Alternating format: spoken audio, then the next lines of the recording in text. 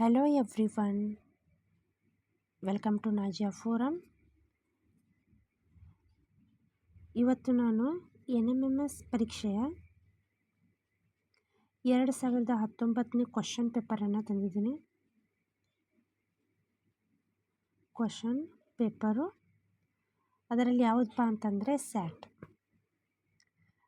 Means scholastic aptitude test ಅಂತ ಕರಿತೀವಿ. Scholastic aptitude test, ಹೌದಾ? ಸ್ಯಾಟ್ ಪರೀಕ್ಷೆಯ ಪೇಪರ್ಸನ್ನು ತಂದಿದ್ದೀನಿ. ಯಾವ ರೀತಿ ಪೇಪರ್ಸ್ ಇರ್ತವೆ, ಯಾವ ರೀತಿ ಕ್ವಶನ್ಸ್ ಡಿವೈಡ್ ಇರ್ತವೆ, ಯಾವ್ಯಾವ ಪಾರ್ಟ್ನಲ್ಲಿ ಕ್ವಶನ್ಸನ್ನು ಕೇಳಿರ್ತಾರೆ, ಎಷ್ಟು ಕ್ವಶನ್ಸ್ಗಳಿರ್ತವೆ ಅನ್ನೋದನ್ನು ಡೀಟೇಲಾಗಿ ಈ ವಿಡಿಯೋದಲ್ಲಿ ನಾನು ಹೇಳಿದ್ದೀನಿ. ವಿಡಿಯೋವನ್ನು ಪೂರ್ತಿಯಾಗಿ ನೋಡಿ.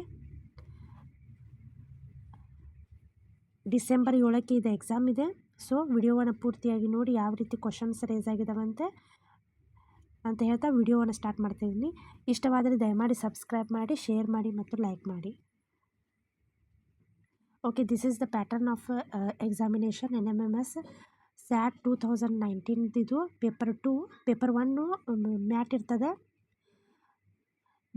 ಇದು ವ್ಯಾಸಂಗಿಕ ಪ್ರವೃತ್ತಿ ಪರೀಕ್ಷೆ ಅಂತ ಕರಿತೀವಿ. ಸ್ಕೊಲಾಸ್ಟಿಕ್ ಅಪ್ಟಿಟ್ಯೂಡ್ ಟೆಸ್ಟ್ ಅಂತ ಕರಿತೀವಿ. ಈ ರೀತಿ ಕ್ವಶನ್ ಪೇಪರ್ ಇದೆ, ಯಾವುದೇ ನೆಗೆಟಿವ್ ಮಾರ್ಕಿಂಗ್ ಇರೋಂಗಿಲ್ಲ, ಹೌದಾ?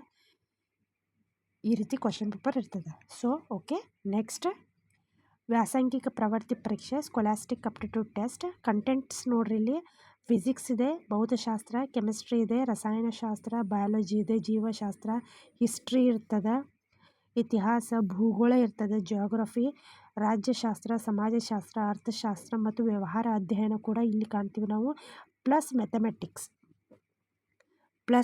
ಮ್ಯಾಥಮೆಟಿಕ್ಸ್ ಇವೆಲ್ಲವೂ ನೋಡಿ 1ರಿಂದ 12 ಅಂದರೆ 12 ಕ್ವಶನ್ಸ್ ಇರ್ತವೆ, ಅಂದರೆ 12 ಮಾರ್ಕ್ಸ್.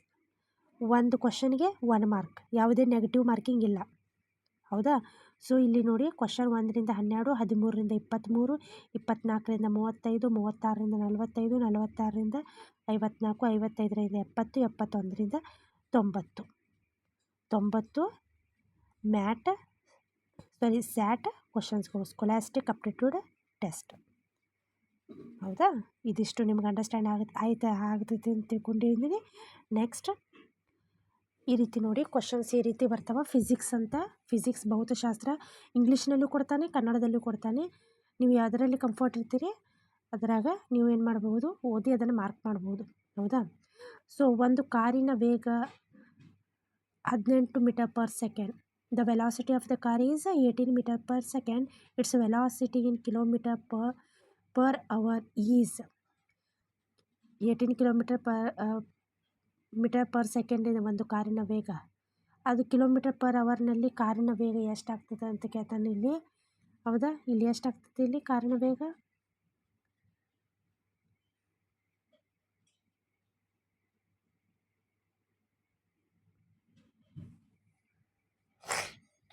ಇದು 64.8 ಕಿಲೋಮೀಟರ್ ಪರ್ ಅವರ್ಸ್ ಆಗ್ತದೆ. ಈ ರೀತಿ ಕ್ವಶನ್ಸ್ ಇರ್ತಾವೆ, ನೀವು ಅದನ್ನು ನೋಡ್ಕೋಬೇಕು. ಕಾರಿನ ವೇಗ ಒಂದು ಶಬ್ದ ತರಂಗದ ಪಾರದಿಂದ ನಿರ್ಧರಿಸಲ್ಪಡುವ ಅಂಶ. Amplitude of sound wave determines its periods, wavelength, frequency, volume. ತರಂಗಾವಧಿ, ತರಂಗ ದೂರ, ಆವೃತ್ತಿ, ಗಾತ್ರ ಅಂತ ಕೇಳ್ತಾರೆ. ಒಂದು ಶಬ್ದ ತರಂಗದ ಪಾರದಿಂದ ನಿರ್ಧರಿಸಲ್ಪಡುವ ಅಂಶ ಏನಾಗ್ತದಪ್ಪ ಅಂತಂದರೆ ವಾಲ್ಯೂಮ್ ಆಗ್ತದೆ, ಗಾತ್ರ, ವಾಲ್ಯೂಮ್, ಹೌದಾ? ನೆಕ್ಸ್ಟ್, ವಸ್ತುಗಳು ತಮ್ಮ ಸ್ಥಿತಿಯ ಬದಲಾವಣೆಗೆ ತೋರುವ ಸಹಜ ರೋಧ ಯಾವುದು? Natural tendency of object to resist change in their state is force, inertia, mass, steady state. ಯಾವುದು? ಬಲ, ಜಡತ್ವ, ರಾಶಿ, ನಿಶ್ಚಲ ಸ್ಥಿತಿ ಅಂತ ಕೇಳ್ತಾರೆ. ಇಲ್ಲಿ ಉತ್ತರ ಏನಾಗ್ತದಪ್ಪ ಅಂದರೆ ಜಡತ್ವ. 15 ಮೀಟರ್ ಎತ್ತರದ ಮತ್ತು 2 kg ದ್ರವ್ಯರಾಶಿಯನ್ನು ಹೊಂದಿರುವ ವಸ್ತುವಿನ ಪ್ರಚನ್ನ ಶಕ್ತಿ ಎಷ್ಟಾಗ್ತದೆ ಅಂತ ಕೇಳ್ತಾರೆ. ಪ್ರಚನ್ನ ಶಕ್ತಿ, ಚಲನ ಶಕ್ತಿ, ವೇಗದ ಬಗ್ಗೆ ಕ್ವಶನ್ಸ್ಗಳು ರೇಸ್ ಆಗ್ತವೆ, ಅದನ್ನು ನೋಡ್ಕೋಬೇಕು ನೀವು. 4ನೇ ಉತ್ತರ ಏನಾಗ್ತದಪ್ಪ ಅಂತಂದರೆ 294 ಜೋಲ್. ನೆಕ್ಸ್ಟ್, ಒಂದು ಕಣವು ತನ್ನ ಆರಂಭಿಕ ಬಿಂದುವಿನಿಂದ ಉತ್ತರ ದಿಕ್ಕಿಗೆ 3 ಮೀಟರ್ ಚಲಿಸಿ, ನಂತರ ಪೂರ್ವಕ್ಕೆ 4 ಮೀಟರ್ ಚಲಿಸಿ, ಅಂತಿಮವಾಗಿ ದಕ್ಷಿಣಕ್ಕೆ 6 ಮೀಟರ್ ಚಲಿಸಿದರೆ ಅದರ ಒಟ್ಟು ಸ್ಥಾನ ಪಲ್ಲಟ ಎಷ್ಟು ಅಂತ ಕೇಳ್ತಾರೆ. ಹೌದಾ. ನಾವು ಏನು ಮಾಡ್ತೀವಿ, ನಾರ್ತು, ಸೌತು, ಈಸ್ಟ್, ವೆಸ್ಟ್.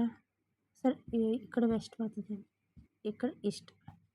ಹೌದಾ. ಈಗ ಹಾಕಿದಪ್ಪ ಅಂತಂದರೆ ಈ ರೀತಿ ಹಾಕಿ ನೀವು ಈ ಬಿಂದುವಿನಿಂದ ಅದೇನು ಮಾಡಬೇಕು, ಆರಂಭಿಕ ವೇಗ ಉತ್ತರ ದಿಕ್ಕಿಗೆ ನಾರ್ತಕ್ಕೆ ಎಷ್ಟು ಹೋಗೈತಿ ಚಲಿಸಿ, ನಂತರ ಅದರಿಂದ ಪೂರ್ವಕ್ಕೆ, ನಾರ್ತ್ದಿಂದ ಪೂರ್ವಕ್ಕೆ ಎಷ್ಟು ಹೋಗಿರ್ತಾನೆ ಅದರ ಆ ರೀತಿ ನೀವು ಕ್ಯಾಲ್ಕುಲೇಷನ್ ಮಾಡಿದ್ರಪ್ಪ ಅಂತಂದ್ರೆ ಇದ್ರ ಉತ್ತರ ಎಷ್ಟು ಬರಬೇಕು ಅಂತಂದರೆ 5 ಮೀಟರ್ ಬರಬೇಕು.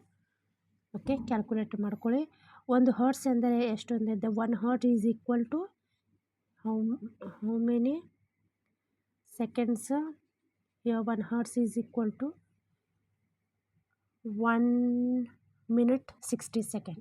1 hertz is equal to 60 vibration per minute. 60 vibration per minute. 1 ನಿಮಿಷ 60 ಕಂಪನಗಳು 1 ಹರ್ಟ್ಸ್ ಆಗ್ತದೆ. ಇಬ್ಬರು ವ್ಯಕ್ತಿಗಳು ಒಂದು ಪೆಟ್ಟಿಗೆಯನ್ನು ಒಂದೇ ದಿಕ್ಕಿನಲ್ಲಿ 15 ನ್ಯೂಟನ್ ಮತ್ತು 25 ನ್ಯೂಟನ್ ಬಲ ಪ್ರಯೋಗಿಸಿ ಎಳೆಯುತ್ತಿದ್ದಾರೆ. ಈ ಪೆಟ್ಟಿಗೆಯು 20 ಮೀಟರ್ ಸ್ಥಳಾಂತರಗೊಂಡರೆ ಉಂಟಾದ ಕೆಲಸ ಎಷ್ಟು? ಇದು 800 ಜೌಲ್ ಆಗ್ತದೆ. ನೀವು ಕ್ಯಾಲ್ಕುಲೇಟ್ ಮಾಡ್ಕೊಳ್ಳಿ ಮನೆಯಲ್ಲಿ. ನ್ಯೂಟನ್ ಚಲನೆಯ 3ನೇ ನಿಯಮದ ಪ್ರಕಾರ ಕ್ರಿಯೆ ಮತ್ತು ಪ್ರತಿಕ್ರಿಯೆಗಳು ಉಂಟಾಗುವು. ಚಲನೆಯ 3ನೇ ನಿಯಮ ಏನಿರ್ತೈತಿ?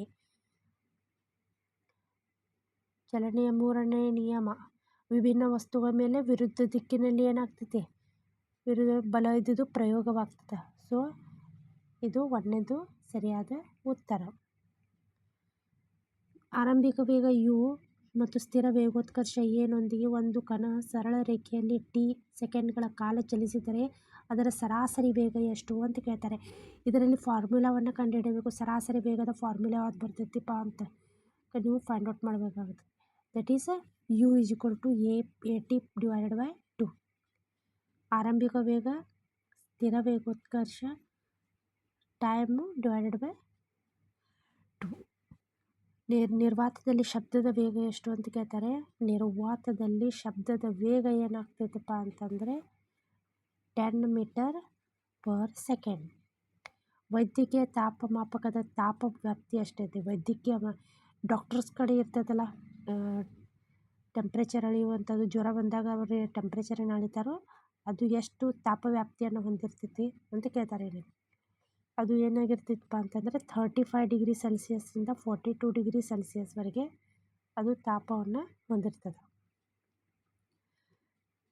ಯಾಕೆ 35ದಿಂದ ಇರ್ತೈತೆ ರೀ ಅದು? ಬಿಕಾಸ್ ನಮ್ಮ ಬಾಡಿಯಲ್ಲಿ ಡಿಗ್ರಿ ಸೆಲ್ಸಿಯಸ್ ಟೆಂಪ್ರೇಚರ್ ಇದ್ದೇ ಇರ್ತದೆ, ನಾರ್ಮಲ್ ಟೆಂಪ್ರೇಚರ್. ಸೊ 35 ಡಿಗ್ರಿ ಸೆಲ್ಸಿಯಸ್ಸಿಂದ 42 ಡಿಗ್ರಿ ಸೆಲ್ಸಿಯಸ್ ಇರ್ತದೆ. ನೆಕ್ಸ್ಟ್, 2 ಸಮತಲ ದರ್ಪಣಗಳ ನಡುವಿನ ಕೋನ 72 ಡಿಗ್ರಿ ಇದ್ದಾಗ ಉಂಟಾಗುವ ಪ್ರತಿಬಿಂಬಗಳ ಸಂಖ್ಯೆ. 72 ಇದ್ದಾಗ ಉಂಟಾಗುವ ಪ್ರತಿಬಿಂಬಗಳ ಸಂಖ್ಯೆ ಎಷ್ಟು ಅಂತ ಕೇಳ್ತಾರೆ. That is 4. ಕೆಮಿಸ್ಟ್ರಿ ಕ್ವಶನ್ಸ್ ಬಂದವು. ತನ್ನ ಕಕ್ಷೆಯಲ್ಲಿ ಸುತ್ತುತ್ತಿರುವವರಿಗೆ ಎಲೆಕ್ಟ್ರಾನ್ ಶಕ್ತಿಯು ಸ್ಥಿರವಾಗಿರುತ್ತದೆ ಎಂದು ವಿವರಿಸುವ ಮಾದರಿ ಯಾವುದು ಅಂತ ಕೇಳ್ತಾರೆ. ಇಲ್ಲಿ ಏನಾಗ್ತೈತೆ, ಬೋರ್ ಮಾದರಿ, bore model. The model that explains the energy of the electrons remain constant so long to it revolve in its own shell. ತನ್ನ ಶೆಲ್ ಒಳಗಡೆ ಏನಾಗುತ್ತೆ, ರಿವಾಲ್ವ್ ಆಗ್ತದೆ. That is Bohr model. ವಿಸರ್ಜನಾ ನಳಿಕೆಯಲ್ಲಿರುವ ಅನಿಲ ರಾಶಿ ಹೆಚ್ಚಾಗಿದ್ದರೆ ಧನಾಗ್ರ ಕಿರಣಗಳ ವಿಚಲನೆಯು ಏನಾಗ್ತದೆ ಅಂತ ಕೇಳಿದ್ರೆ, ಧನಾಗ್ರ ಕಿರಣಗಳ ವಿಚಲನೆ ಏನಾಗ್ತದಪ್ಪ ಇಲ್ಲಿ ಕನಿಷ್ಠವಾಗಿರ್ತದೆ. HNO3 ದಲ್ಲಿನ ಸಾರಜನಕದ ಶೇಕಡಾ ದ್ರವ್ಯರಾಶಿ HNO3 ಸಾರಜನಕದ ಶೇಕಡಾ ದ್ರವ್ಯರಾಶಿ ಎಷ್ಟು ಅಂತ ಕೇಳ್ತಾರೆ. 22.22.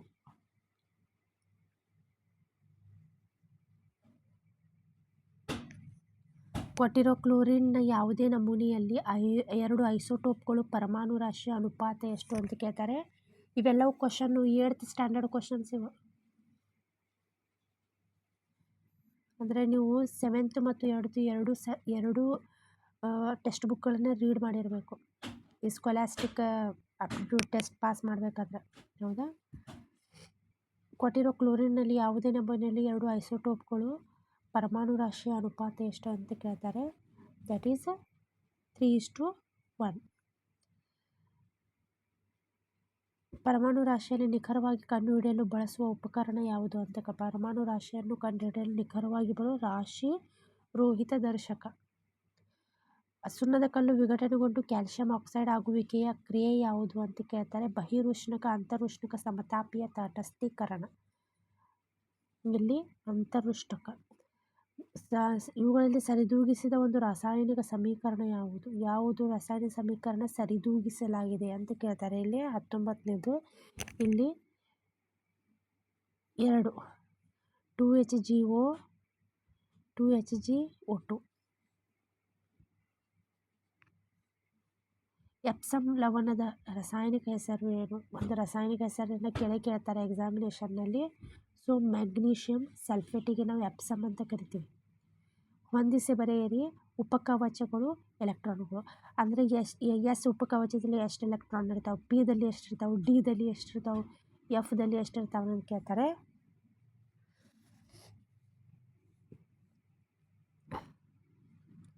ಎಸ್ನಲ್ಲಿ ನಾವು 2 ಎಲೆಕ್ಟ್ರಾನ್ಗಳನ್ನು ಕರಿತೀವಿ. ಯಾಕಂದರೆ ಎಸ್ ಪಿ ದಿಂದ ಸ್ಟಾರ್ಟ್ ಆಗ್ತದೆ, ಹೌದಾ? 2 ಎಲೆಕ್ಟ್ರಾನ್ ಇರ್ತವೆ. ಪಿ ದಲ್ಲಿ ಎಷ್ಟು ಎಲೆಕ್ಟ್ರಾನ್ ಇರ್ತಾವೆ? 6 ಇರ್ತಾವೆ, ಹೌದಾ? ಡಿ ದಲ್ಲಿ 10 ಇರ್ತಾವೆ, ಎಫ್ನಲ್ಲಿ 14 ಇರ್ತಾವೆ. ಸೊ 1ನೇದು ಸರಿಯಾದ ಉತ್ತರ. ನೆಕ್ಸ್ಟ್, ಬ್ಯಾಕ್ಟೀರಿಯಾ ಮತ್ತು ಶಿಲೀಂಧ್ರಗಳ ಬೆಳವಣಿಗೆಯನ್ನು ತಡೆಗಟ್ಟಲು ಬಳಸುವ ರಾಸಾಯನಿಕ ಸಂಯುಕ್ತ ಯಾವುದು ಅಂತ ಕೇಳ್ತಾರೆ. ಬ್ಯಾಕ್ಟೀರಿಯಾ ಮತ್ತು ಶಿಲೀಂಧ್ರಗಳ ಬೆಳವಣಿಗೆ ತಡೆಗಟ್ಟಲು ಬಳಸುವಂಥದ್ದು SO2, ಸಲ್ಫರ್ ಆಕ್ಸೈಡ್. ಕಮಟುವಿಕೆಯನ್ನು ರ್ಯಾನ್ಸಿಡಿಟಿ ಅಂತ ಕರಿತೀವಿ. ಕಮಟುವಿಕೆಯನ್ನು ತಡೆಗಟ್ಟಲು ಚಿಪ್ಸ್ ಇರುವ ಪೊಟ್ಟಣದಲ್ಲಿ ಹಾಯಿಸುವ ಅನಿಲ ಯಾವುದು? ಚಿಪ್ಸ್ ಇರುವ ಪೊಟ್ಟಣದಲ್ಲಿ ಕಮಟುವಿಕೆಯನ್ನು ತಡೆಯಲು, ರ್ಯಾನ್ಸಿಡಿಟಿಯನ್ನು ತಡೆಯಲು ಅವ್ರೇನು ಮಾಡ್ತಾರೆ? N2 ನೈಟ್ರೋಜನನ್ನು ಅಲ್ಲಿ ಹಾಕ್ತಾರೆ. So these are the some questions of chemistry ಮತ್ತು ಫಿಸಿಕ್ಸ್. ಕ್ವಶನ್ ಯಾವ ರೀತಿ ಬರ್ತಾವ, ಯಾವ ರೀತಿ ನಾವು ಇದನ್ನು ಸಾಲ್ವ್ ಮಾಡಬೇಕು ಎಕ್ಸಾಮಿನೇಷನ್ನಲ್ಲಿ ಅನ್ನೋದು ಒಂದು ಮಾಡೆಲನ್ನು ನಾನು ನಿಮಗೆ ತೋರಿಸಿದೆ. ಈ ರೀತಿ ಕ್ವಶನ್ಸ್ಗಳು ಬಂದಿರ್ತಾವೆ, ಈ ರೀತಿ ಕ್ವಶನ್ಸ್ಗಳು ರೇಸ್ ಆಗಿರ್ತಾವೆ. ಸೊ ನಾವೇನು ಮಾಡಬೇಕು? ಅದಕ್ಕೆ ಪ್ರಿಪೇರ್ ಆಗಿರಬೇಕು, ಹೌದಾ? ನಿಮ್ಗೆ ಮೇ ಬಿ ಐಡಿಯಾ ಬಂದಿರಬೇಕು ಕ್ವಶನ್ಸ್ ಯಾವ ರೀತಿ ಬರ್ತಾವಪ್ಪ ಅಂಥೇಳಿ, ಹೌದಾ? ಇದು 2019 ಮಾಡೆಲ್, ಇದು ಕ್ವಶನ್ ಪೇಪರು. ಸೊ ನಿಮಗೆ ವಿಡಿಯೋ ಇಷ್ಟವಾದರೆ ದಯಮಾಡಿ ಸಬ್ಸ್ಕ್ರೈಬ್ ಮಾಡಿ ಮತ್ತು ಶೇರ್ ಮಾಡಿ. ಧನ್ಯವಾದಗಳು.